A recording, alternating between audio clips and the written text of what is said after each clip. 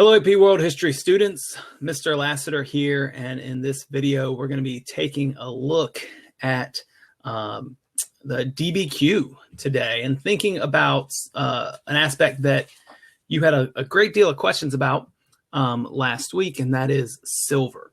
And some of you may have seen a version of this DBQ before, and it is one from the 2006 exam. So we're going to get through as much as we can today to try to understand exactly what's going on in a sample DBQ.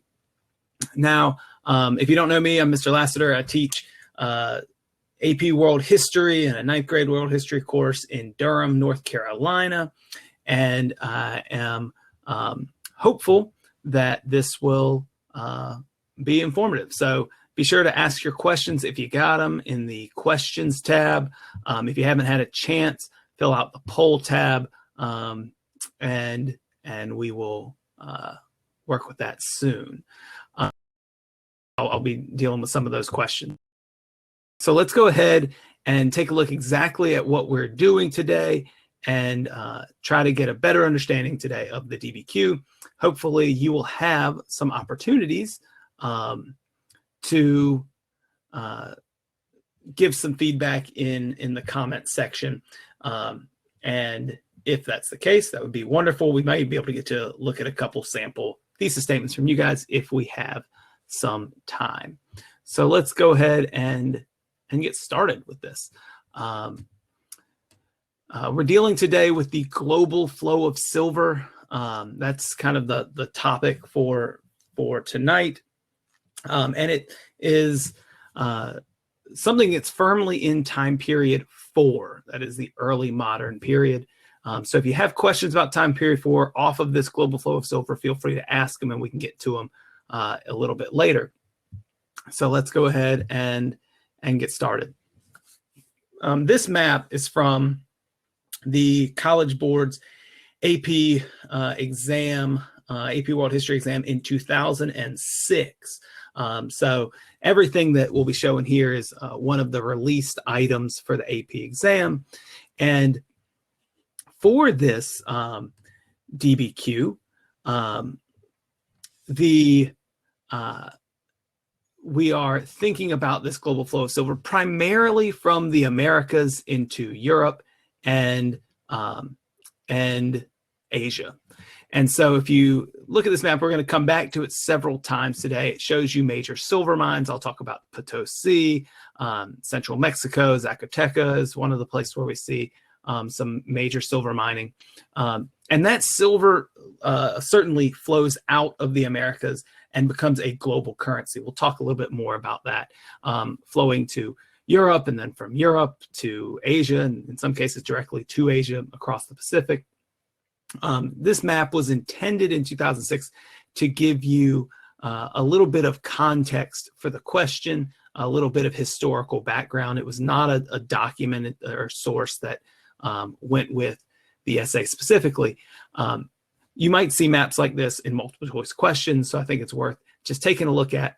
And it provides a lot of historical context here. So I want to just draw attention to a couple of things. Number one, thinking about the mining of silver in the Americas. It shows you where Spanish America was, and it shows where it flows to. So it tells you kind of the idea of some of these countries that are powerful that you might see mentioned in your documents: the Netherlands, Great Britain, Spain, Portugal. It also gives you a hint that the Ottoman Empire is here. For the modern SAQ, or the modern DBQ, excuse me, that might be valuable information for providing some context to the beginning of this global trade. It tells you that the Mughal Empire is in charge in India, that it's the Ming Dynasty in China, which will come up a lot in our sources. And then it even gives you some information about, Tokugawa Japan is there. So some really good background information we can glean just from this map and try to situate at least in terms of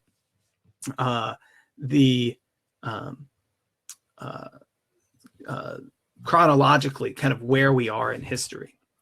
So so let's go ahead and think about this question a little bit more by first thinking just about this global flow of silver. So when I teach the global flow of silver in my classes, I talk a lot about specifically the Spanish Peso de Ocho. Now, this coin, which you see pictured here, will eventually be minted and used so widely that it really does become the first kind of global currency.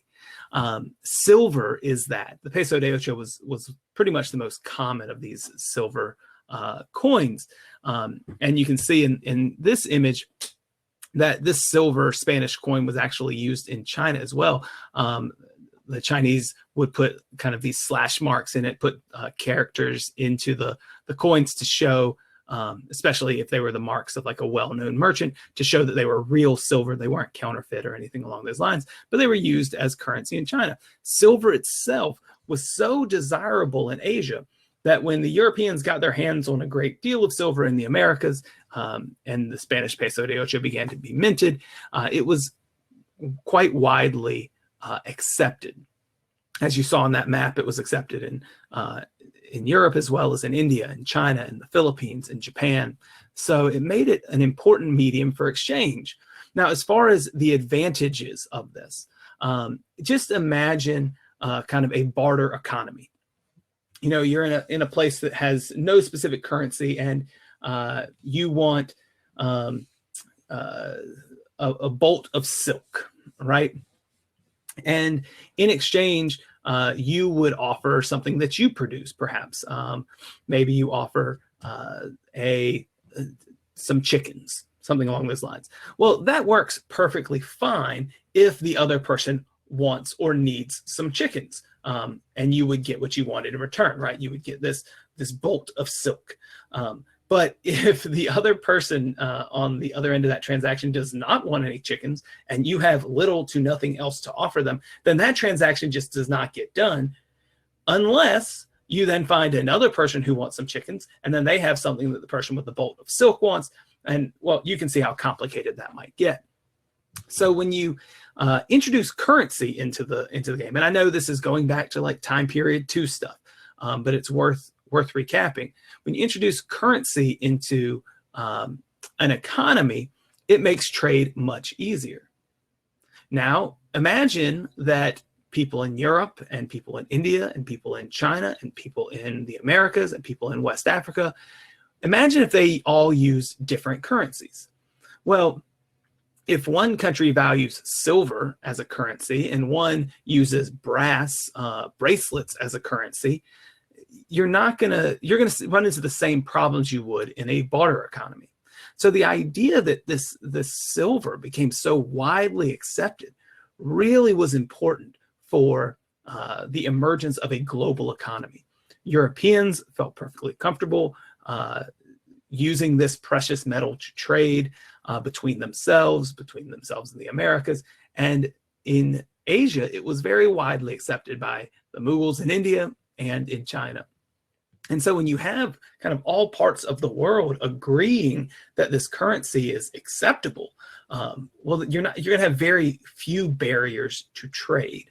And that makes it particularly important, and why the Spanish Peso de Ocho stands out.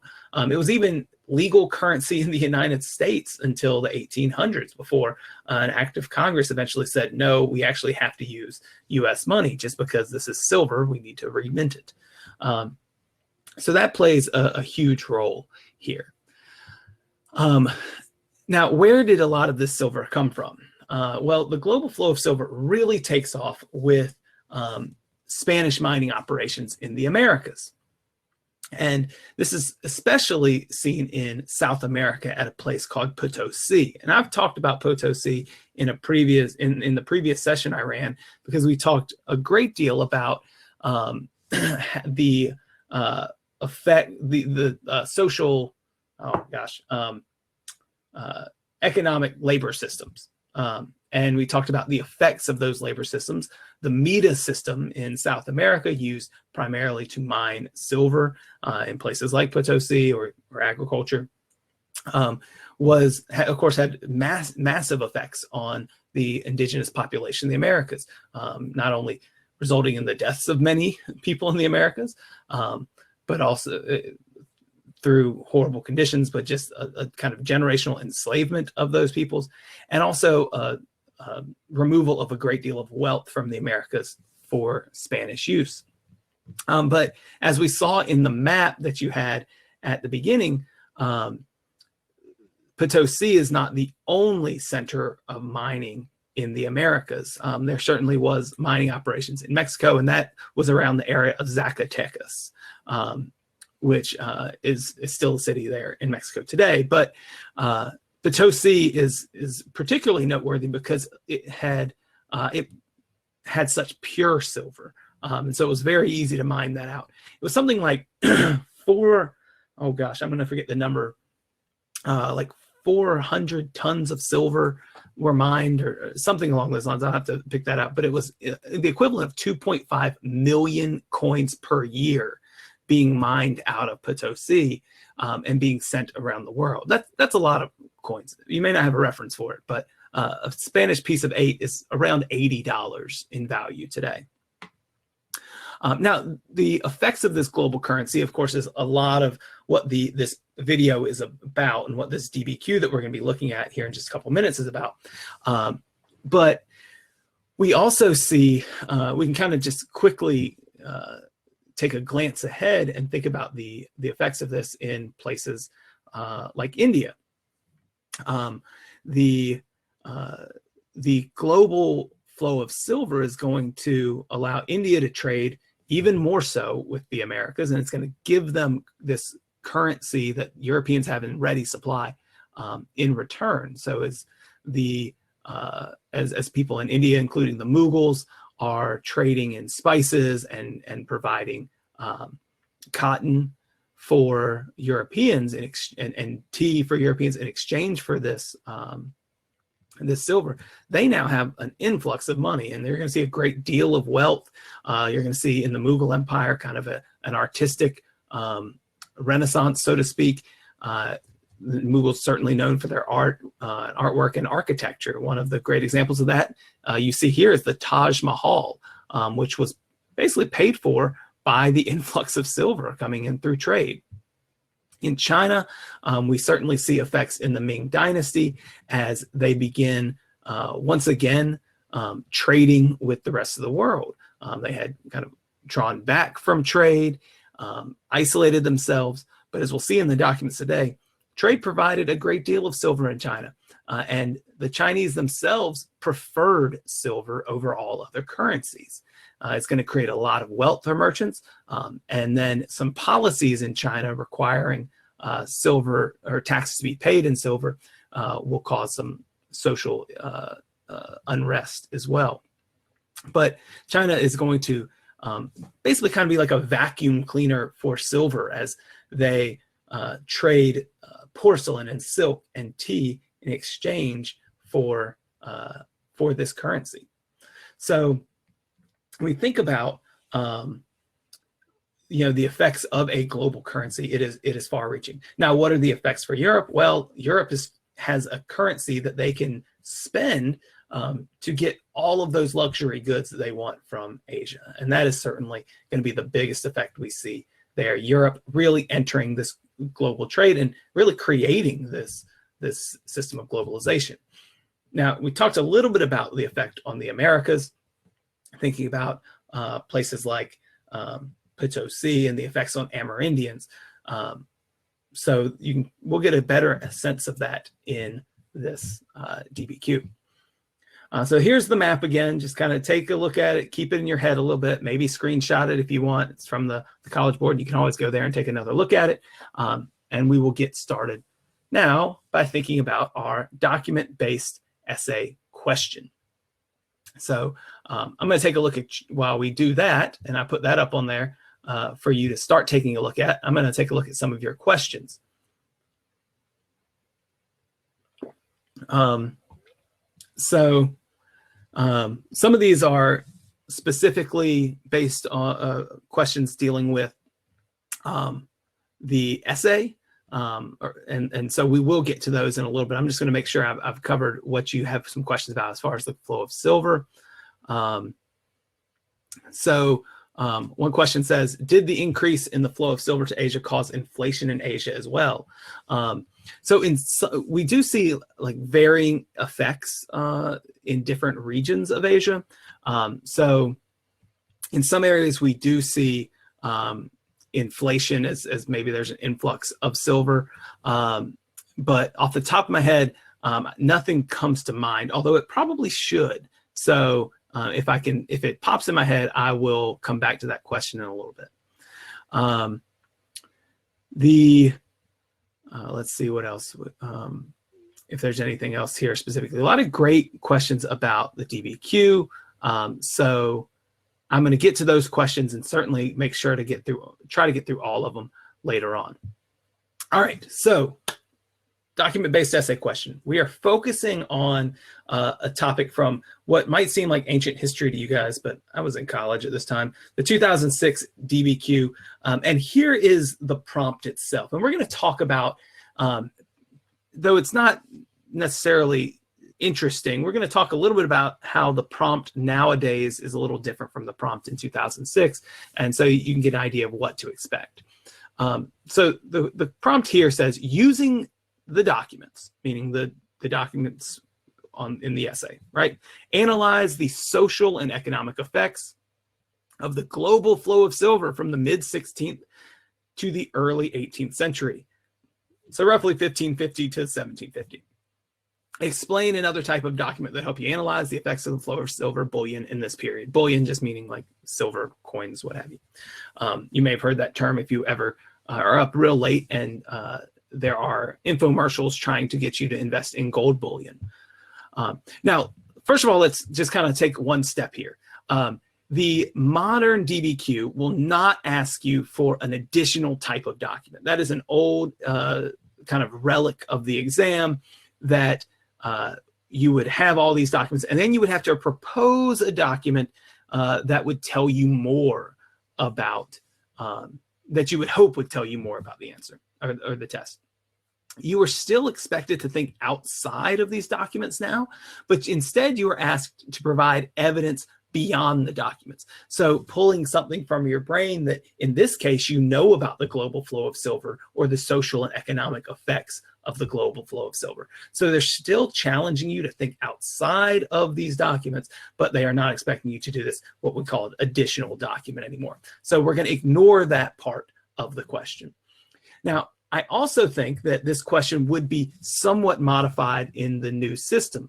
The College Board is seeming to trend more toward asking you more generally about effects and giving you a little bit more leeway. Sometimes they provide a little bit of lead-in that might talk specifically about social and economic effects of the global flow of silver, but they also might leave the door open for you to evaluate just general effects, social, economic, perhaps even cultural effects of the global flow of silver. But for this essay today, we're not going to make that big of a jump. So when we're thinking about this prompt, we are thinking about analyzing the social and economic effects. That word "and" is really important. That means in your essay, you have to talk about both of these things. You can't just say, you know, the social effects were really bad on you know, a couple of different social classes, and they, you know, had a really bad time and some people died for mining, and that would not be enough. You would also need to talk about economic effects, except in this essay, economic effects might be a little bit easier. But if you leave out that social effect, you're going to be missing a good part of this essay. So pay attention to those little words like "and" or because they will tell you a lot. So we're going to think about this DBQ. We're going to think about this topic, analyze the social and economic effects of the global flow of silver. And I encourage you to write that down. When I'm going through documents myself and I'm preparing for a DBQ, I oftentimes write down those keywords because every time I get to the document, I'm going to be asking myself, how does this answer the question? Each document is speaking to me in some way, not like in some kind of weird, like spirits are speaking to me kind of way. Though maybe they do to you, that's okay. But how is the document speaking to me? Each one is going to give me an answer to the question. And the way I use those answers and compare those answers to each other and get the documents talking to each other, either by grouping them or pointing out contradiction or corroboration, that's going to make my essay much stronger. So keep that in mind. And we're not even to this, to looking at documents yet, I know. And you're probably getting antsy, and we'll be there within 5 minutes. So some quick DBQ reminders. Not going to spend a long time on this. The DBQ is one you got to answer, right? This isn't where you get choice. There's one question to rule them all. The modern DBQ, modern day, is going to focus on time periods 3 through 6. You're only going to get 7 documents. The DBQ that we're looking at today has 8 documents. I doubt we'll have time to look at all 8. We may skip around a bit, but the modern DBQ is going to cap it at that 7. So that's what you can expect on the exam. This will count 25% of your grade, so it's not the whole thing, but it's a pretty solid chunk. Not quite as much as the multiple choice, but certainly more than the SAQs or LEQs. And you get 60 minutes suggested to do this. So 15 minutes for a reading period. And I really want you to emphasize that you may write during the reading period. There is nothing saying that if you can read these documents in 10 minutes, you can't get started. It is a suggested reading period, though you should use it. And then 45 minutes to write the DBQ for a total of 1 hour. You can steal time from the LEQ, but obviously you want to be kind of judicious with how you do that. As far as the rubric goes, you're graded on thesis and context, just like the LEQ. And then you're graded on evidence. You get 2 points for using the documents well. One of those points is if you correctly use 3 documents and you understand 3 documents. So you reference them and you show that somehow you understand what the document's saying. But the second point is for using the documents as evidence for your argument. So you have to use at least 6 of them. I highly recommend using all 7 because it is very common to misunderstand one document, and thus you'll want to make sure that you have a backup. That point I was mentioning earlier, evidence beyond the documents, is 1 point, and then you get 2 points for analysis and reasoning, sourcing the documents. You have to do this at least 3 times. We'll probably get to that one in your questions a little bit later on, because I know a lot of people have questions about that. It is a difficult point, but it is doable. And then lastly, complexity. Are your documents talking to each other? Are you providing a plethora of evidence? Are you maybe sourcing more than 3 documents? Are you grouping in kind of a sophisticated manner? That can get you that kind of white whale Moby Dick point. So that said, I want to start taking a look at these documents. As far as this essay, there are 8 documents, and given our time here, I am pretty sure that we won't have time to get through them all, but I will try to get through as many as possible. So let's go ahead and just start. The first one is rather short, and with this document, I want to spend maybe a little less time sourcing it and more just understanding how to approach each document. So when you get to a source and you are thinking about exactly how, sorry, I'm working through a couple of things on my computer here, trying to get it to show up. When you are looking at a document, you're going to have a source right off the bat. And everyone's going to have this. The source is very important for kind of situating the who, what, where, when, and why. But when we talk about sourcing a document, that is analyzing it for historical context or intended audience or purpose or point of view, we have to go beyond just who wrote the document and explain why that context, audience, purpose, or point of view is important in understanding our argument. But the source that we get here, this is a good starting place. So here we have Yi Chunji. He is a county official in the Ming Dynasty, and this is an order that he issues to limit wedding expenses in the 1570s. Well, if we're thinking about the social and economic effects of the global flow of silver, this may not tell us a ton of information. It's 2 lines, but we need to figure out what can it tell us. So we read the document. The frugal man with only 1 bar of silver currency can have something left over, whereas the extravagant man with 1,000 can still not have enough. And so here he's issuing this order to limit wedding expenses. He's kind of contrasting the idea of some people who perhaps do not have much with people who have quite a bit. And he's sort of kind of issuing this warning to kind of rein in expenses, perhaps. Perhaps that's for a number of reasons, maybe because this idea of being extravagant in spending doesn't fit with Confucian values in China. Perhaps they worry it'll cause issues in the economy.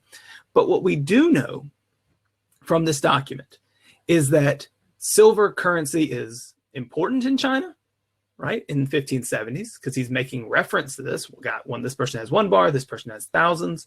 And we do know that perhaps there are these extravagant people, men with thousands of bars.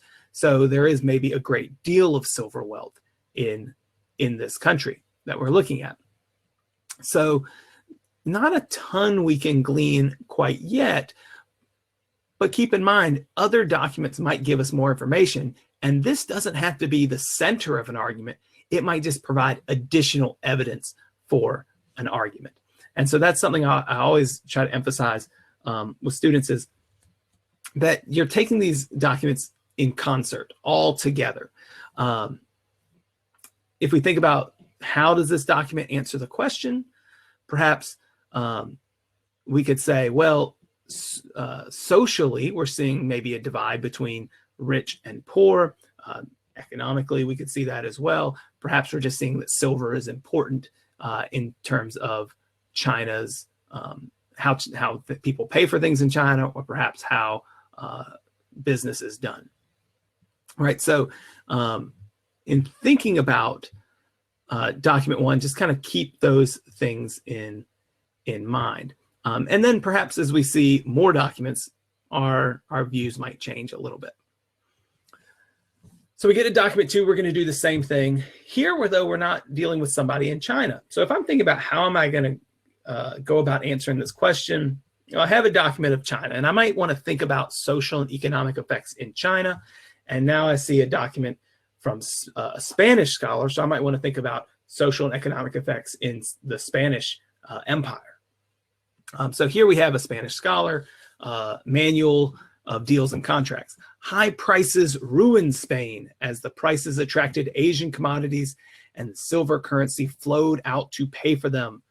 The streets of Manila in the Spanish territory of the Philippines can be paved with the granite cobblestones brought from China as ballast in Chinese ships coming to get silver for China. Okay, so we have here this document, and we want to just like ask the basic question: how does this answer the question? What are the social effects? What are the economic effects? This document I would put in the economic effects. This point of view is a Spanish scholar saying that Spain has been ruined by this because they are spending all their currency in China. Likely he is putting forth his specific point of view on trade, but this is perhaps like a valid reasoning. And then we have something else here, right? So in the last document, we saw how important silver was to China. Here, this document seems to confirm that there's a great deal of trade going on between Spain in the Philippines and China. China is bringing ships, which they're kind of stabilizing with this ballast, and just dumping the ballast in order to bring back the silver that pays for the goods that they bring in their ships, whether it be silk or porcelain or anything else. So it's also evidence of perhaps another economic effect in just an increase in trade between China and Spain. And that itself is perhaps noteworthy as we kind of build up our answer to this question. Specifically, this is going to be useful for economic effects. And I do want to note here that as I go through these, I know that we're kind of going through them really slowly. when you are doing this on the test, remember that you're not having to necessarily explain it to another person. You're doing this in your head, maybe jotting down a couple of notes next to each document. But this is something that is much faster to do on your own than perhaps explaining it. So let me give you a second to do that on the next one. I'm going to put the next document up here. I want you just to take a look at the source, read about it, and see if you can answer the question, what are the social or economic effects being shown by this document? How does the document answer the prompt? Don't think about all the other documents right now. We'll get to that at the end as we start to form groups. But how does it answer the question? So here's document 3 for you. I'll wait. All right, so you've had a brief amount of time, about the time it took me to check to see that my Notre Dame Fighting Irish were losing to Duke as I searched it. But here we have a document from Wang Zhaiju, right? A Ming Dynasty court official, a report to the emperor.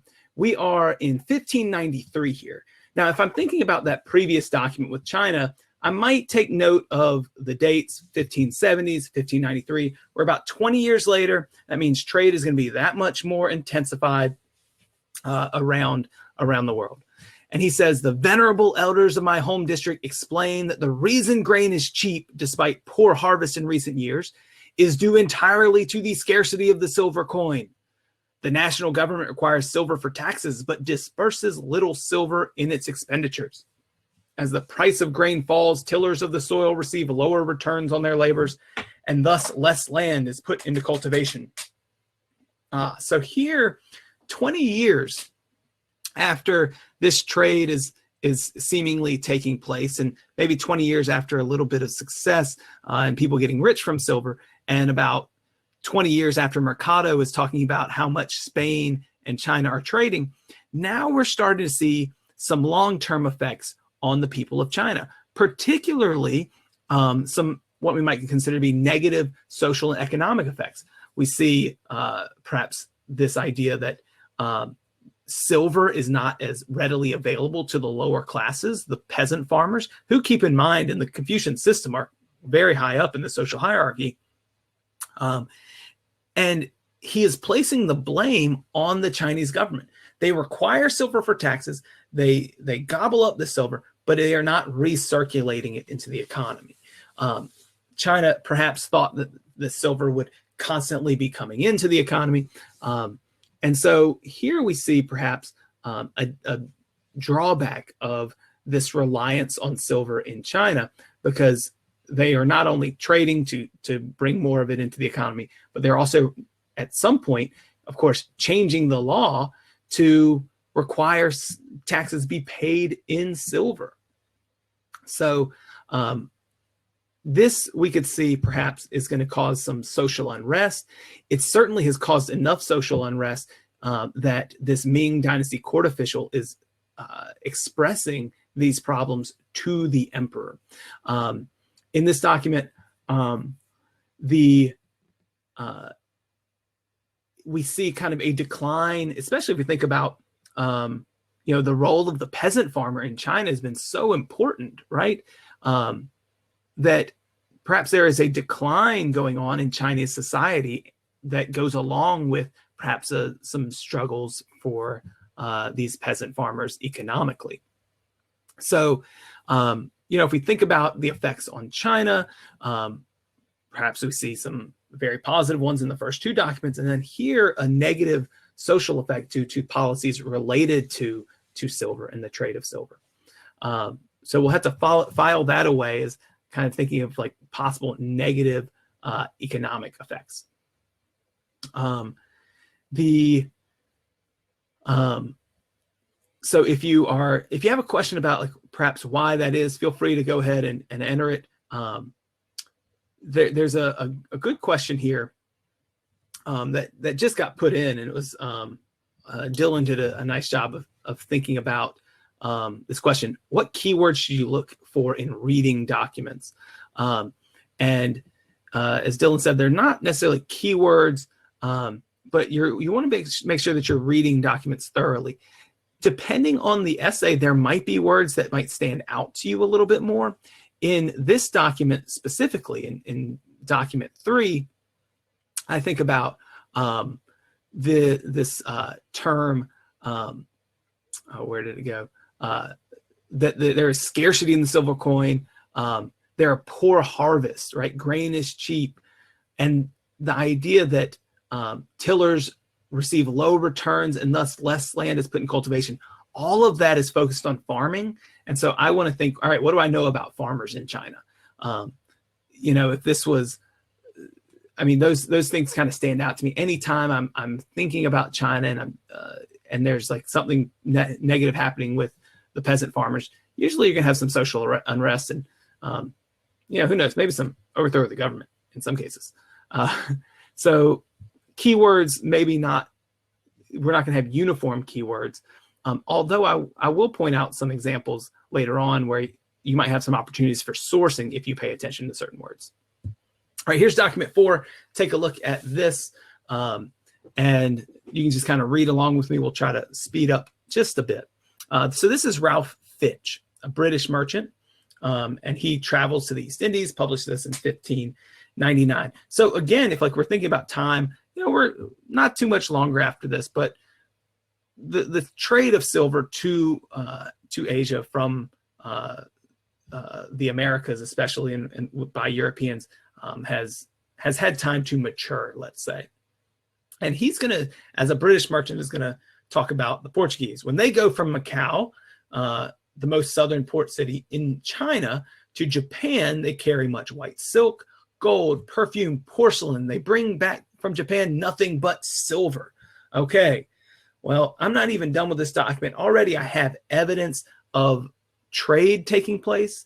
I have evidence that the Portuguese are serving as kind of a middleman in this trade, which is kind of important for understanding the role of Portugal in world trade. It's also kind of perhaps an economic effect, we could say, of the global flow of silver, right? The idea that you have these middlemen traders perhaps making a lot of money, perhaps an intensification of trade that was mentioned in document 2. They have a great ship that goes to Japan every year and brings back more than 600,000 coins worth of Japanese silver. The Portuguese use this silver to their great advantage in China. They bring from China gold, perfume, silk, copper, porcelain, and many other luxury goods. So again, social and economic effects. Here, this economic effect is an intensification of trade. That's something that's straight out of the key concepts, but is being very firmly shown here. We're seeing Europeans trading much more in luxury items and in exchange bringing silver, right? So the greater availability, the greater trade of these luxury items is certainly an effect of this global flow of silver. In this document, it's much more of the economic effect. We don't really see much of the social effects here. So if you're kind of keeping count, you know, this would be filed firmly under, you know, what is an economic effect? In this case, intensifying trade, increase in trade, you might say, or perhaps middlemen making money off of this trade. Document 5, a Ming I'm not going to even get that one. Ming, a writer in his essay from the Chenging Times about the commercial city of Hangzhou in 610. In the past, dye shops would allow customers to have several dozen pieces of cloth dyed before settling accounts and charging the customers. Moreover, customers would pay for dyeing the cloth with rice, wheat, soybeans, chickens, or other fowl. Now, when you have your cloth dyed and you receive a bill, which must be paid with silver obtained from a moneylender. Oh, okay. So I look at this document and let me ask this question, and you can just put it in the chat. Out of the previous documents we've looked at, which one does this most connect to? Okay, so I'll go back through these documents. So document 5, think about this. What it's saying, which document does this most likely connect? Does it connect with this Yi Chunji, this idea that the extravagant man might not have enough? Does it go most with Demercado? Perhaps document 3, Wang Zaiju, and talking about the price of grain and struggles for farmers? Or does it go with this document about the Portuguese as middlemen? So I'll give you a second to think about that. All right, seeing a lot of responses here, a few different options. There's a comment here about how tough this is. And certainly it can be quite difficult. This is kind of one of those legendary DBQs where there was kind of a lot of misunderstood documents. But I do think that perhaps looking at it on a screen is much more difficult than looking at it in front of you. So, we're going to go through all this together, but I encourage you to take a look at the College Board site and pull up this 2006 DBQ and just take some time on your own when we're done and see if you can make some of those same connections. So for me, when I look at this document, right, in the past, dye shops would have allowed several dozen pieces of cloth dyed before settling accounts and charging customers. And it talks about customers could pay with rice, wheat, soybeans, chicken, other fowl. What this meant is that there was some kind of barter system going on in China really before this influx of silver and this movement to a silver-based economy. And so here we have, I'm saying now you must pay with silver before they will dye any cloth, right? And you may have to go and get that silver from a moneylender in order to pay your bills. For me, when I look at this, kind of describing a change from a barter economy to a market economy, this is another document which really is talking about a change in the society of China, change in the economy of China as a result of trade. So I would pair it with either documents. I would certainly pair it with document 3. That's the document I'm thinking of most here. Document 3, if we go back to it, is that Ming Dynasty court official talking about how life for farmers is changing, right? As a result of all this that's happening with the influx of silver in China and these new demands for taxes to be paid in silver. There is something on a social and economic level that is changing within China. And so that would be one document I'd pair it with. Now, you could lump it in also with document 1, just because they're all Chinese documents and you have this talk of like frugal and extravagant expenditures, kind of the extravagant man here being rebuked perhaps for giving up some of those Confucian values. So taking these 3 documents together, I'm starting to formulate some type of answer in my head that might kind of think about a change that's going on socially in China. As a result of the global flow of silver into China, there were social changes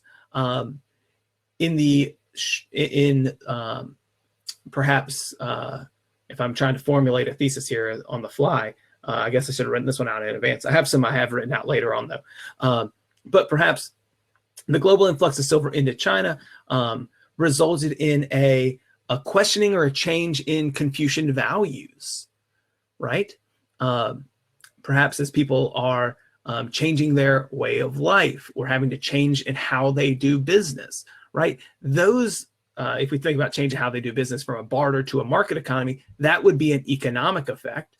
Perhaps a change in Confucian values that maybe document 3 mentions a little bit more, that would be more of a social effect. But either way, they would fit. So if you put document 3, I think you're thinking the same direction I am. All right, document 6. This is kind of one of the more well-known documents. I've seen this pop up in a lot of practice questions and the like for multiple choice. We have Antonio Vasquez de Espinosa, a Spanish priest. And that's noteworthy. If we're thinking about sourcing documents, getting this idea that we have a Spanish priest here writing might be an opportunity to think about his point of view or perhaps his purpose for writing this description of the West Indies. So give this document a quick read. The ore at Potosi silver mine is a very rich black flint. The excavation so extensive that more than 3,000 Indians worked away hard with picks and hammers, breaking up the flint ore. And when they had filled their little sacks, the poor fellows, loaded down with ore, climb up those ladders or rigging, some like masts and others like cables, and so trying and distressing that even an empty-handed man can hardly get up them. So huge is wealth that there has been taken out of this range since the year 1545 when it was discovered, up to the present year of 1628, that merely from the unregistered mines, according to most of the accounts of the Spanish royal records, 326 million silver coins have been taken out. Yeah, it goes on and on. This thing is long, but and then he goes in. It does not account for the great amount of silver taken secretly, paying no tax, right? And this silver going to countries outside of Spain. So there's a lot here in this document. We see two noteworthy things right away. Number one, this document is very similar to document number 2 in a lot of ways, especially toward the end. This document is mentioning how perhaps Spain is not even able to control silver flowing out of their country. And if you remember back in document 2, Thomas de Mercado is kind of mentioning how high prices ruin Spain. This silver is just flowing out to Asian commodities, and they're paying just because they have so much silver, they can pay whatever these Asian traders want, and it's just bleeding Spain dry. Well, here, Spain perhaps is having trouble as well because maybe they're too weak to keep track of all this silver that's being taken out. They're just spending too much money, right? So an economic effect could be perhaps, even though Spain is getting more involved in this economy, in this global economy, ultimately, long-term, it'll lead to economic ruin. The other thing we see here are socioeconomic effects on Amerindians, right? In the Potosi mines. We have here an explanation of the META system, not by name, but that could be an opportunity to bring in some outside information if we want to think about the the social effects on Amerindians in this time period. So I'm going to kind of put that idea in its own compartment as a way to answer this question. You know, we have this effect on China. We kind of see maybe an economic effect on Spain developing. We definitely see across these documents lots of evidence of intensification of global trade. But now here we have something about the Americas and the social effects of the demand for silver on the Americas, especially as it kind of talks about the poor fellows, right?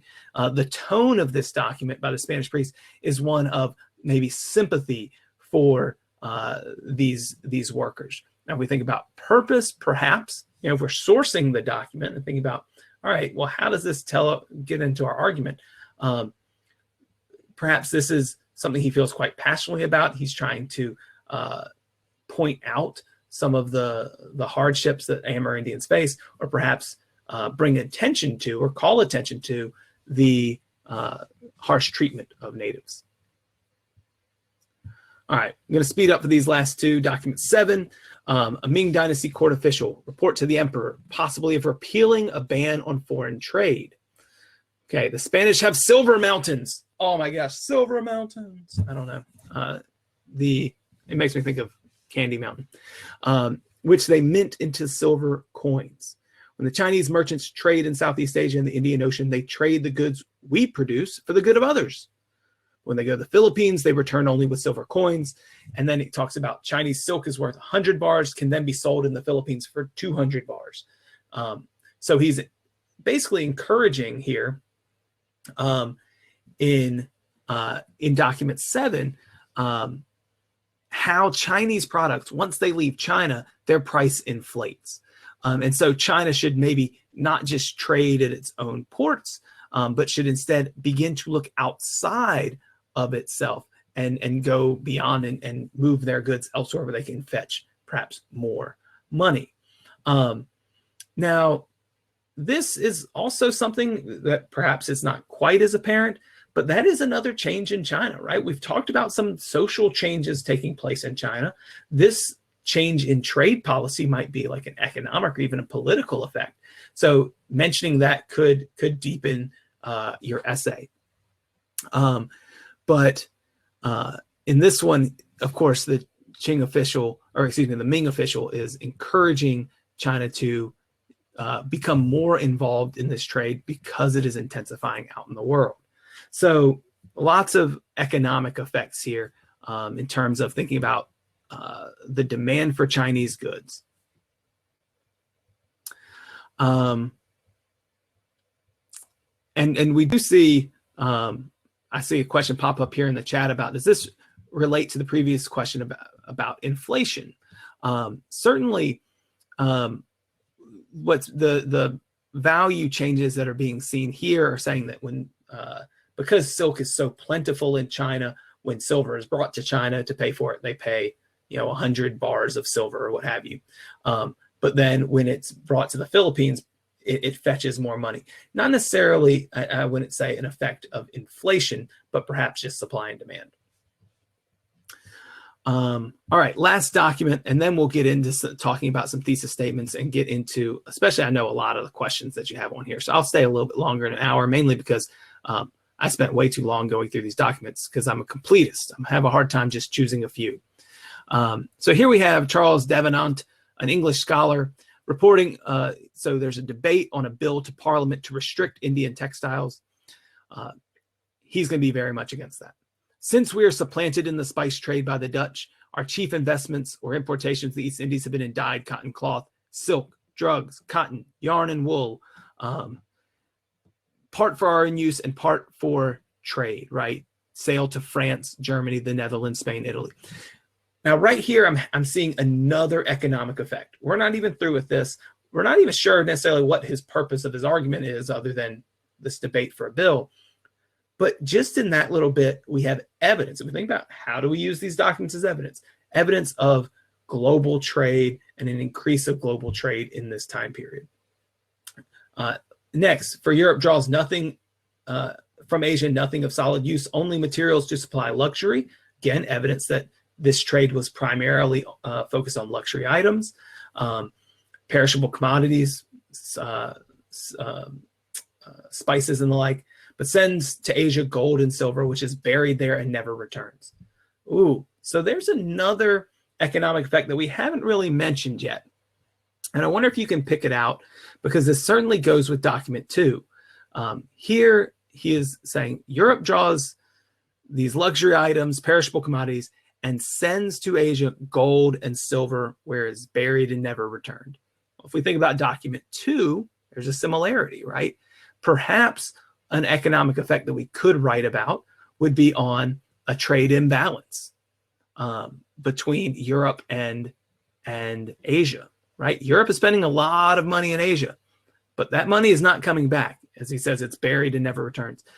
Asia does not want commodities from Europe. And this trade imbalance is still something that's, of course, argued in politics and economics today, right? How to create a balance trade of exports and imports. Here, Europe is spending a lot of money importing goods, but they're not getting that money back. So that might be one of the economic effects we could write about. Take this point to say, as we're kind of here at the very end of our documents, that you do not have to write on all of these items. You could write on the economic effects intensifying trade and use these documents, use certain documents to support that idea. You could write about trade imbalance and use documents 2 and 8 to support that idea. But you don't have to write about every single one of these. So if we think about these, we've gotten through these documents now, thinking about social or economic effects of each of these. Document 1, I would see definitely economic effects, maybe could be a stretch for social effects. Document 2, primarily economic effects. Document 3, social and economic in China. Document 4, economic effects in terms of middlemen for Europeans and some evidence of the types of goods being traded and the emphasis emphasis on the types of good traded and the fact that there is so much trade going on, that intensification of trade. So that's economic effects. Document 5, economic changes taking place in China, right? So again, some changes going on. And you could group those social and economic changes in China into one response to the question. one paragraph, so to speak. Document 6, we see social effects on the Americas and economic effects with worldwide trade and that silver flowing to China specifically. Document 6 would fit real well with documents 2 and 8. Document 7 here, again, we're seeing some evidence here of increase in trade, perhaps some economic changes in China as well, to go with documents 1, 3, and 5. And then here, document 8, certainly some more economic changes. So that's kind of what I'm seeing as I go through the documents. I took a long time going through them. We spent about 30 minutes on these documents by themselves, which would be half of your time, right? And that's just not realistic when you're writing an essay. But also, as you're doing this on your own, you're jotting down your notes, you're not having to explain it fully to someone else. You would be explaining it fully in your essay. So hopefully taking that time is kind of worth it. Before we look at a few sample thesis statements, I want to just take some time to look at some of your questions, because I know generally you're here for that and not just to have documents explained to you. So I'm just going to go through some of the kind of highest vote getting questions, and then we'll do kind of a last little bit of activity and then answer some more questions. So this question asks, can you include some of your outside piece of evidence in the analysis context of the document, or does the College Board want it to be completely separate from analysis context? So there is a general rule for readers in the College Board when we're sitting down and we're reading essays, that you can't double dip. Now, if you've seen that Seinfeld, congratulations, you're awesome. But you can't double dip your chip. So if some piece of evidence, right, let's say that you are giving context to your essay, right? You're doing contextualization at the start of the essay. If that's going to be for your contextualization point, it can't count as outside piece of evidence supporting an argument, right? That would make sense. So the same thing is for sourcing, right? You get your points for analyzing at least 3 documents for point of view, purpose, intended audience, or historical context. If in sourcing that document you bring in outside evidence, it's only going to either count for outside evidence or it's going to count for sourcing. But I will tell you, graders or the people who read your essay will give you whatever's going to end up getting you the most points, as long as it meets that point threshold. So if, let's say, you source 2 documents and that's not enough to get the point, but I can use one of those, that a little bit of that analysis to say, you know what, this is actually evidence beyond the document, it strengthens the argument, then you can still get that point. So I hope that answers the question, could you include some outside piece of evidence in the analysis context? Yes, you can, but it's not going to double count for points.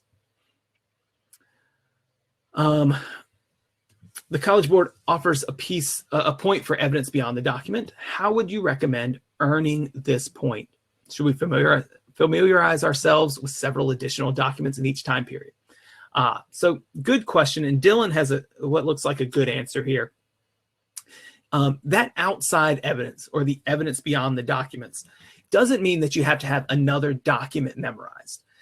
What it means is that you need to know something about the time period that's just not mentioned in the documents they give you.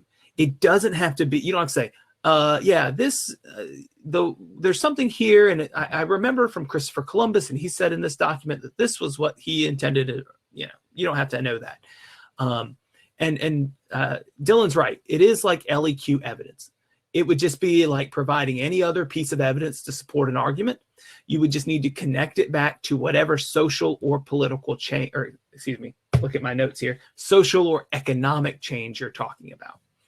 So, for example, you could, I was listening to a podcast actually on the way home to do this presentation about trade across the Pacific. in this time period, in this early modern time period, specifically about slave trade across the Pacific.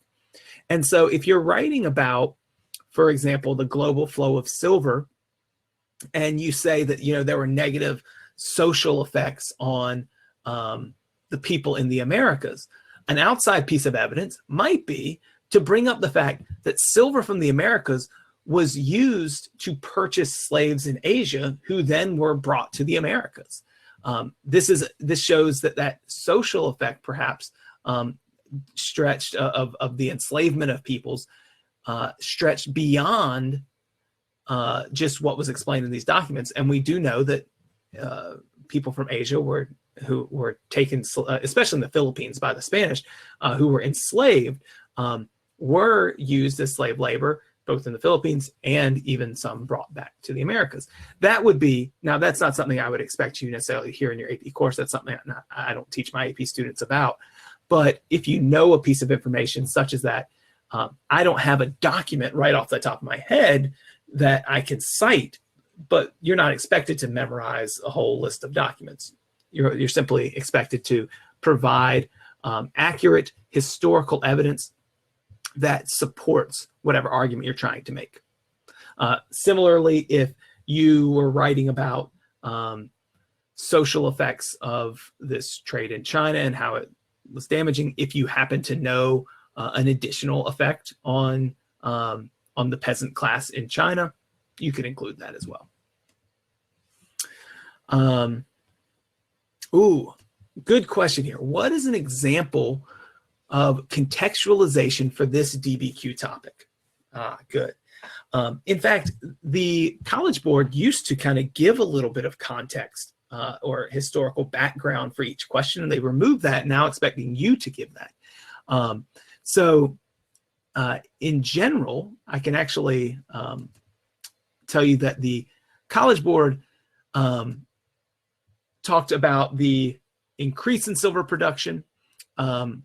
They said, you know, they were talking about Spanish colonial America and the connections between Spanish and colonial America and the rest of the world. Talked about the Chinese government requiring domestic taxes and trade being paid and fees being paid in silver. But I think I would go a little bit more broadly than that. And I would contextualize this kind of whole time period as the first era of globalization.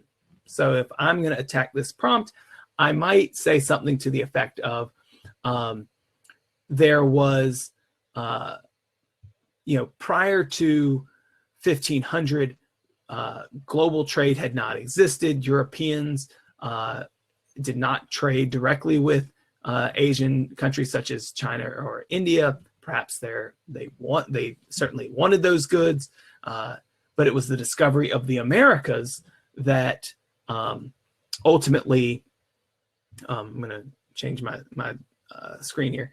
It was the discovery of the Americas and silver in the Americas that really changed that relationship.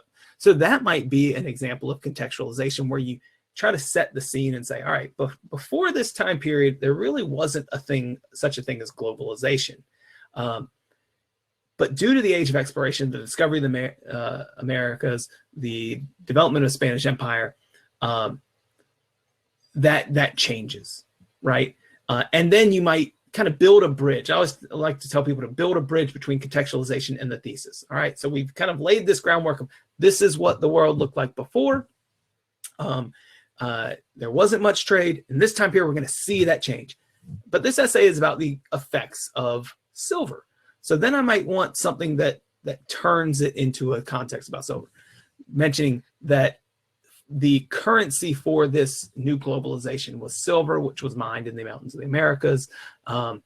And the ensuing global flow of silver as trade intensified had social and economic effects. And then that's where your thesis would go.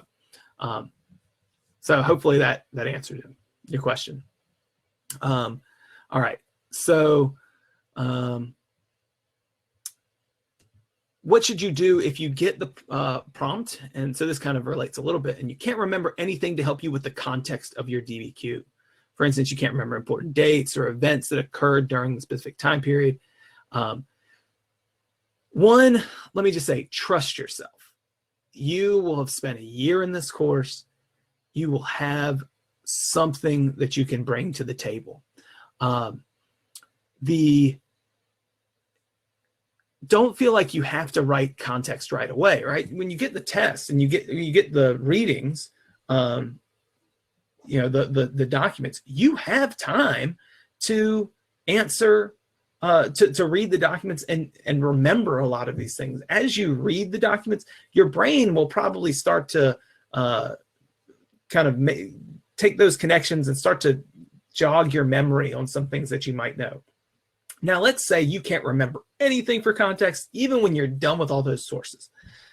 Well, my advice, skip 4 to 5 lines at the top of your paper and write your thesis statement, and then write the rest of your paper. And then when you're done, maybe go back and try to add contextualization to your DBQ and try to set the scene.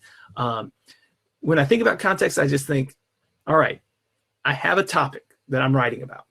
Now, what would be the background scene? If my essay was a play, what is in the background? What 2 or 3 things at most would help people better understand what's going on? And if you can come up with a couple of those, then write about it and move on. It's 1 point. Hopefully, you're practicing that in your classes. Contextualization is certainly important, but I would say, brainstorming is something that would help as well. I see one of the comments here, which I really like, is taking that 30-second brain purge, spill out all the information you know. I wouldn't write that in the essay, that brain purge, but I would write it down on your paper. What do I know about this time period? And then see what things might fit. All right.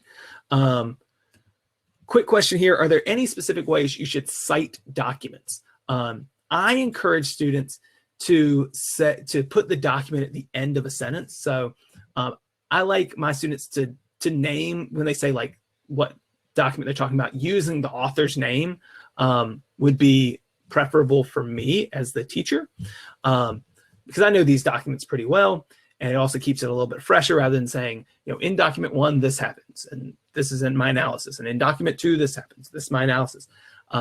But just in parentheses at the end of the sentence, or where you introduce the document, or wherever your analysis is, just put that document number at the end. Say doc period 1, 2, 3, 4, 5, 6, 7, whatever it is. But if you reference it by number, you're not going to get points taken off. I would just say, whether you're referencing it at the end of the end of your analysis or the sentence, or just in the sentence itself, try to give that number in there somewhere, just because it signals, I'm talking about this document now, or use the author's name, and that'll signal to the grader that you've addressed the document. Now, whether or not you addressed it in a way that's going to get you a point is another matter. All right. So I have there's a few more questions. I'm happy to look at them momentarily, but right now I want to just do another really brief exercise and think about thesis statements. So in this exercise, I just want you to take a look. I have 5 thesis statements here, and I want you to just try to decide, jot down. I'm going to give you some time to read these. I'm going to get myself some water here, check to see how much Notre Dame lost by. I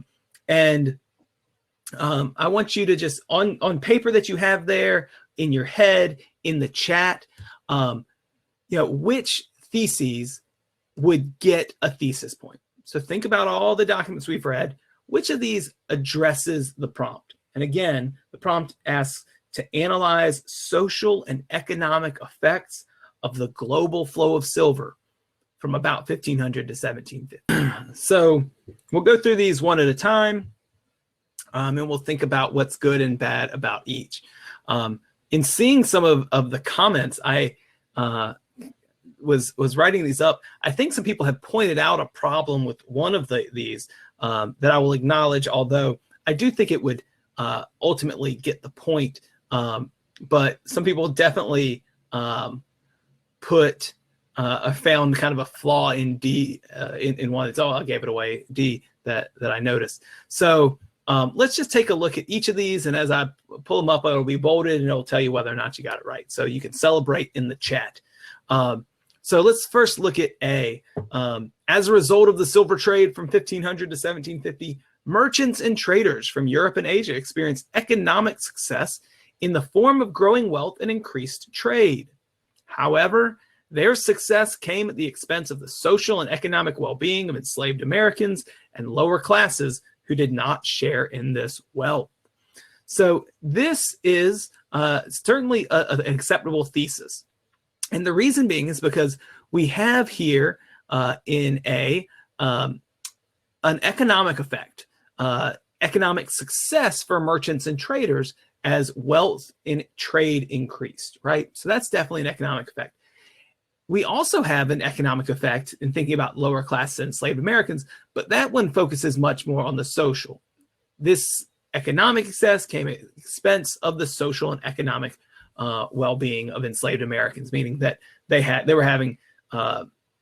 suffered socially and economically, right? Being like the enslaved is like a social effect. They're on the bottom of the social pyramid, and for the lower classes. And that leaves the door open. Perhaps this could have been improved by mentioning lower classes in China. It leaves the door open to talk about both social effects in China and economic effects on those lower classes. For example, the price of grain bottoming out or not being able to barter in this new market economy. So A is an acceptable thesis for sure. It addresses all parts of the question. It uses the language of the question, right? It's on theme with the silver trade, with social effects and economic effects.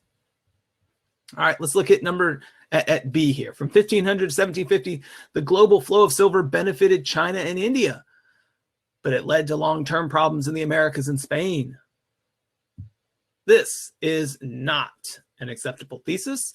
And the reason is because the question asks you to analyze the social and economic effects of the global flow of silver. I think I'm going to go all the way back to the start. I just want to make sure that we're all on the same page here. Yeah, analyze the social and economic effects. Here we have, make sure I don't go too far here. I don't want to give them away. Here we say that it benefited China and India, but we don't say how it benefited China and India. We don't say did it benefit, we can assume it benefited them economically and socially, but how did it benefit them economically and socially? And long-term problems in the American Spain. Well, what were those long-term problems? There's no, this thesis statement does not address the social and economic aspects that you're asked to address in the question. Could you still write a good essay off of this thesis? Quite possibly. You might be able to talk about the benefits to China and the long-term problems for the Americans and Spain. But likely you're going to be leaving out a lot of the documents here. You mentioned India. India is not mentioned. There's not really a document dealing solely with India. So it would be really hard to direct your essay here. You're probably going to end up, if you use this thesis to guide you, missing some of the documents and certainly missing those social and economic effects. So it's kind of a misguided thesis and would not get the point. All right, C. The trade of silver around the world had many economic and social effects, both positive and negative, which are clearly present in all the documents. And I'm sure in the chat you can hit right now, why is this not going to get the point? Because it certainly does not get the point. So type it real quick and you can win the game if you come up with the word too vague. I like the Jeremy. It absolutely awful. Hardly says anything at all. Yes, my words exactly. But Jillian, you're dead on with the word vague there. This is something that I talk with students every year. My students this year are not as bad with this. I think I knocked it out of them as freshmen, but this idea that there are many economic and social effects. Well, yeah, there's many social and economic effects to this video that I'm making, probably, right? It's perhaps like ruining my social standing in your eyes, or maybe everything has many social economic effects. Yeah, there's lots of positives and negatives, but what are the social and economic effects? What are, we can say they're both positive and negative, and that sometimes gets you the point. but really telling what the effect is will determine whether or not it's positive or negative. For example, in A, we said there was economic success, which seems positive, in the form of growing wealth and increased trade. And it came at the expense of the well-being of enslaved Americans and lower classes, right? So we're being more specific about those positive and negative social and economic effects, and then which are clearly present in all the documents. That's am I running out of things to say? Like I was when I was writing these. D, okay. Now this is the one, it definitely is a thesis. It would get the point, but I don't think it's as good as A. The flow of silver created a global economy that encouraged trade. Okay, so right there is an economic effect. The global flow of silver creating a global economy that encouraged trade. Economic effect. The social effects varied though, as some Asian and European merchants gained a great deal of wealth, while others suffered due to unfavorable policies for Amerindians and lower classes in China. And so this part is not quite as strong. I will say that, and I was kind of writing this quickly today at lunch. So looking back at it now, I think, yeah, the second part is not quite as strong because we are saying that they varied. Although in this, I think the idea of great deal of wealth going to merchants is talking kind of about the effects on one social class versus the effects on these lower social classes. And so that would be addressing the social aspect of the question. If I had that to write over again, I would probably try to write it stronger. And right now in the chat, you can hit it. If you miss the thesis in your introduction, where else in your essay can you get the thesis point? Let's see who can get it first, and I'll give you a shout out. Dylan, you don't count because you know this and you passed the test. Kenneth, very close. The Connell is close, but Caitlin, you got it in the conclusion, and tons of people putting it in now. Excellent, excellent, excellent. Great job. If you don't get that's, you're not required to write a conclusion in the essay. It won't necessarily doom your essays. But in general, the conclusion of your essay is a really just great opportunity to restate that thesis if you don't do anything else. Now, does this mean write it exactly the same? No, because if you missed it at the beginning and you write exactly the same, you're going to miss it again. But it might give you an opportunity to look back at your essay one more time and say, well, what did I really write about? What were those economic things? What did I write about? What were the economic effects? What did I write about were the social effects, right? And it's true. This is a rough draft of an essay, right? You're sending the College Board something you spent an hour on. That's not realistic for college. We know that, and we know that as readers. So the idea that you would have a chance to restate it in your conclusion makes perfect sense. Sometimes your essay goes a direction that you don't realize at the start when you put pen to paper initially, and that's perfectly okay. All right, last one, E. The mining of silver from 1500 to 1570 resulted in some of the worst environmental disasters in world history. Additionally, the trade of silver led to the building of the Taj Mahal and the rise of Spain as a world power. I think that's what it says. My face is in front of it. For hundreds of years to come. Now, do we have all parts of this question? Well, no. We have not answered the question. We have here an environmental effect, which certainly we could talk about, right? The documents don't really support it in this essay, but perhaps in some other essay it might. And there certainly were environmental disasters as a result of this mining, but it is off topic. It's not a social effect, not an economic effect.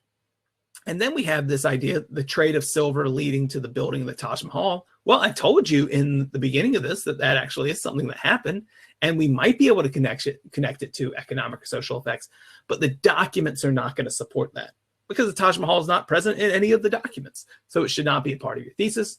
And the rise of Spain as a world power for 100 years have come. Well, these documents really point to long-term trouble for Spain.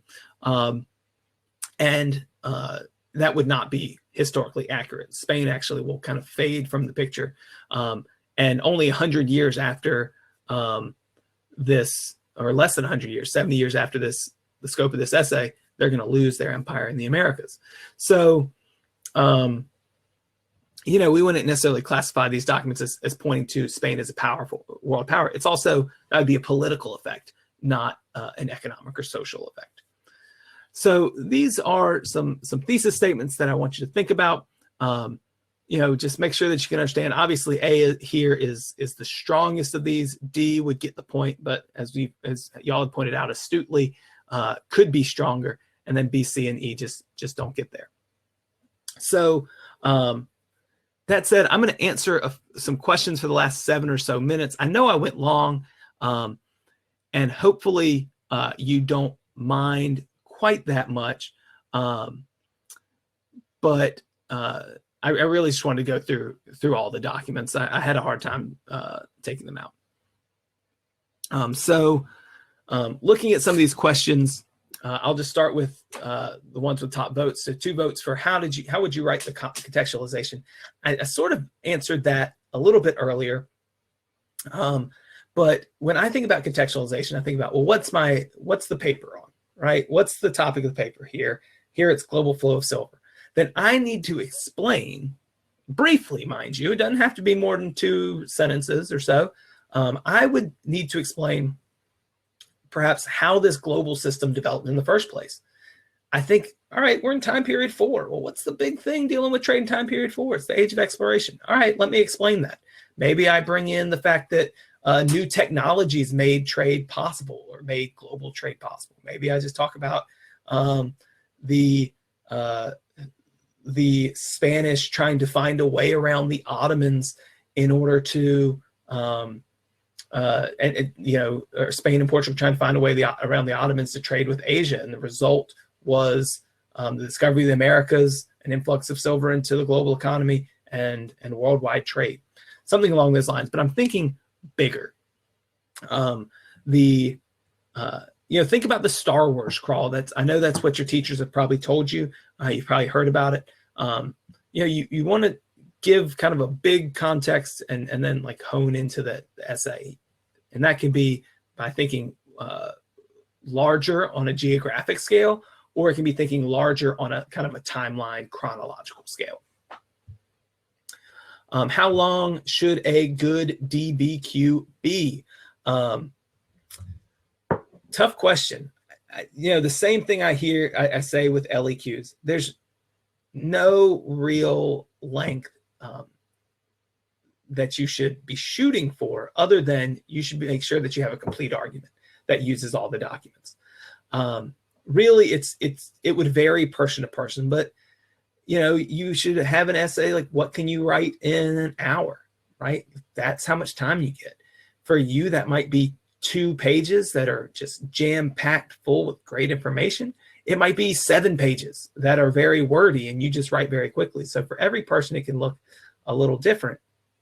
Somewhere in that 3 to 4 page range is usually where I see the best DBQs written, because they're taking time to really offer analysis. When they're real short, 1.5 pages, 2 pages, I often find that maybe they address all the documents, but they are not offering that analysis. And remember, analysis usually is that kind of answering that question of like, how or why is this important to my argument? Or what is this, deepens the argument, not just here's document 1 and it shows that the social classes are lower in China or having a bad time. Well, give me a little bit more. How or why is that important? How or why is that the reason? What do you know about the social classes of China that would lead you to that conclusion, type thing? So it's tough to say. I always hate telling how long something should be, but I'd say the best essays are somewhere in that 3 to 4 page. Oh, good question here. Can you hip one of the documents as you talk about them? Yes, you found, surely you heard me talking about historical context, intended audience, purpose, and point of view. Sometimes this is called CAP. So your teachers might use that: context, audience, purpose, point of view. But this is just one way of thinking about sourcing. So we just have to source for one of those things. And so let's take a look back. I'll just go to some previous documents. We'll try to source one of these. Let's source, I think probably the easiest one to make connections with is probably document 6 here, which is the document from De Espinosa. And in this document, he is a Spanish priest. Now, you're not going to get sourcing by only saying that he's a priest, therefore this document's trustworthy, or because he's a priest, he's biased. That usually doesn't work. In fact, I usually caution my students to avoid using the word bias at all, because sometimes I find that it backs you into a corner. Instead, I want to think about perhaps how I'm using this document. For me, I would probably use this document as to display the social effects on the Amerindian population, right? That's how I would tend to use this document. I kind of use it on its own, think about what he's saying about them, the type of work they're required to be doing, the dangerous work that they're doing, and for the ultimately for the riches of the Spanish. And so when I source the document, all right, well, what part of this context, audience, purpose, or point of view would deepen that argument, would add to it? And so I really think about this word, poor fellows, right? They filled their little sacks, the poor fellows loaded down with ore, right?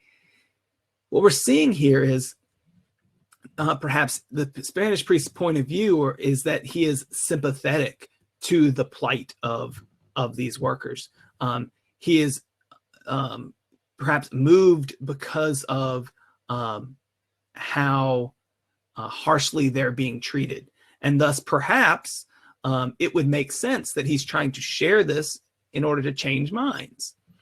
That might be something that I would do to source it, right? Thinking about his tone and his point of view in this document, drawing with that sympathy.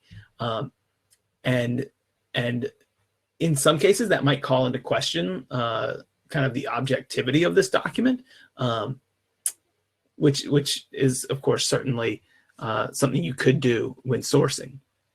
The other thing here, we might talk about this document being reliable, though, as a report on the amount of trade. So if we think about using this as an economic effect, he is kind of corroborating some Spanish royal records. He is writing this as compendium and description of the West Indies. He's obviously, as a priest, educated, trying to write perhaps something that offers a holistic view of economics in the Americas.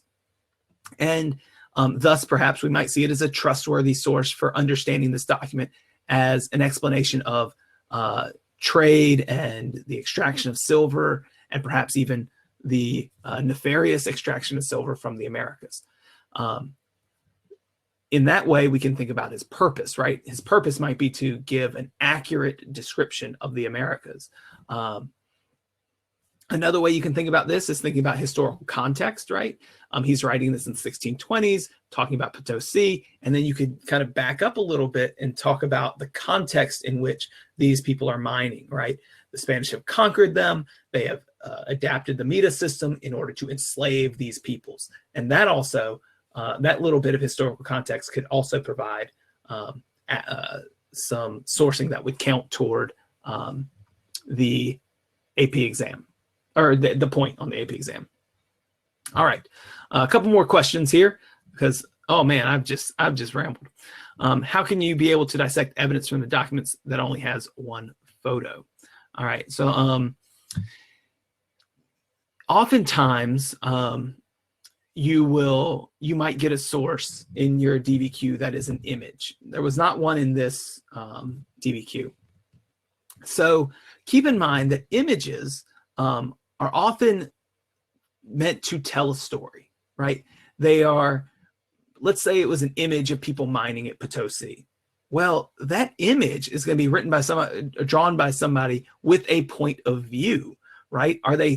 Do they look sympathetic? Are they showing that these natives are like people who are like able to do the job and nothing's wrong? Or are they sickly, being like looked at by an overseer or whipped or treated in some other harsh manner? And in the same way we just did with De Espinosa's source, we could think in those along those same lines. What was the image used for? Who drew it? Photographs are much the same way, right? If we think about the power of photographs, you just have to look to people who are like social media influencers. You can look at the former photographer for President Obama, who often does his throwing of shade at the current president in order to use a picture to make a political statement. Well, that's the same thing that was happening in the Cold War, right? It's the same thing that was happening. So there's images are not objective. They oftentimes are still subjective, just like any writing would be. And then, of course, usually there will be some focus of the image. Pay attention to what the main topic of that image is, or the cartoon is, or the whatever it might be. And there should be some type of caption or sourcing information that should also give you some hints. So those are the things I would look for with the evidence, with photos. All right. Let's see if I can get to two more here. Let me see what the top vote. So I'm gonna get two more. If there are any questions that you specifically want to see upvote now, and then I'll be done.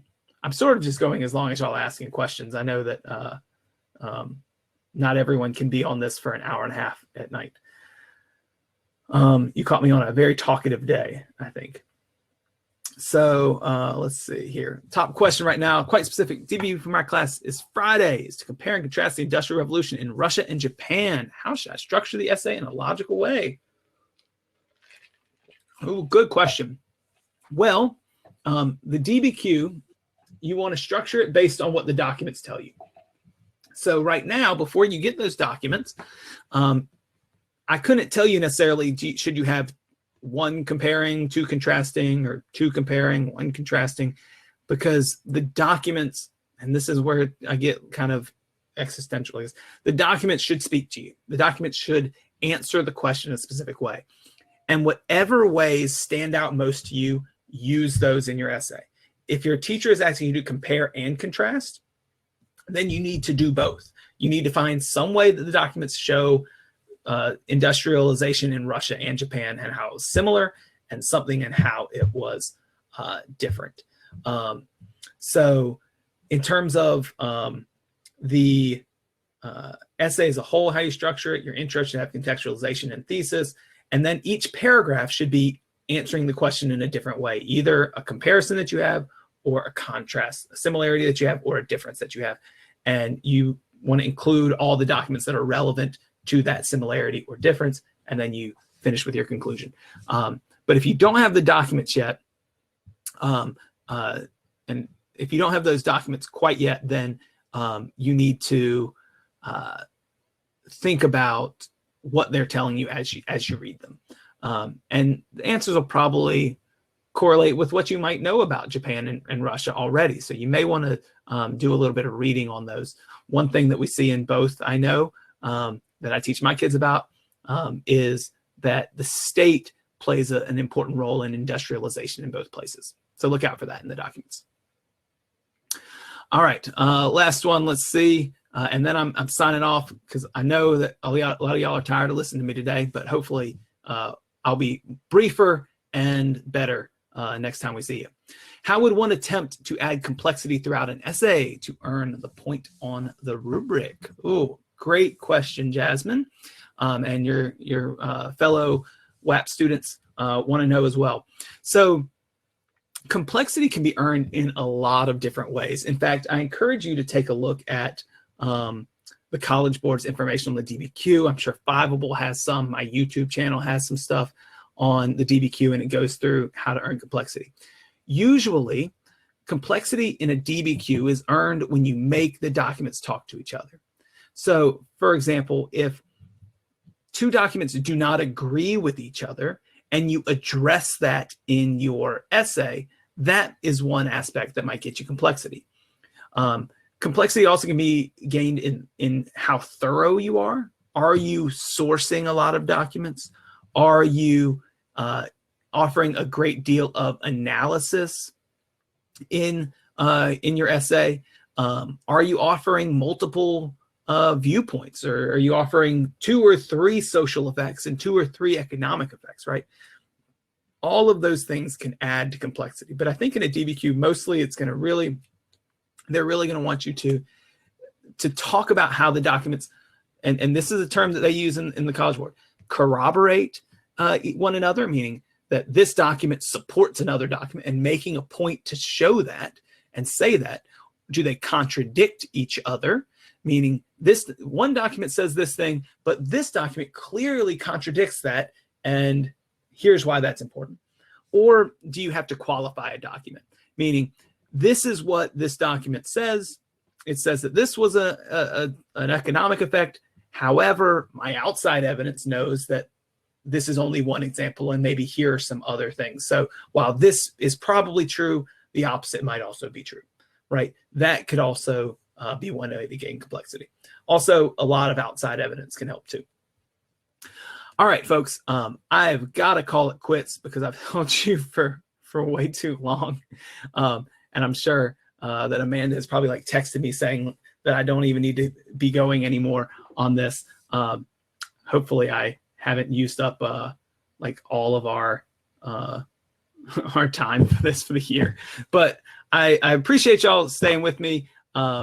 I know that this is kind of a hefty topic, and it's something that is important to you, and hopefully we'll be able to practice a lot more before the end of the year, but maybe in more bite-sized pieces. So that's been the Global Flow of Silver DBQ practice. I'm Mr. Lassiter. Y'all have a good day, guys.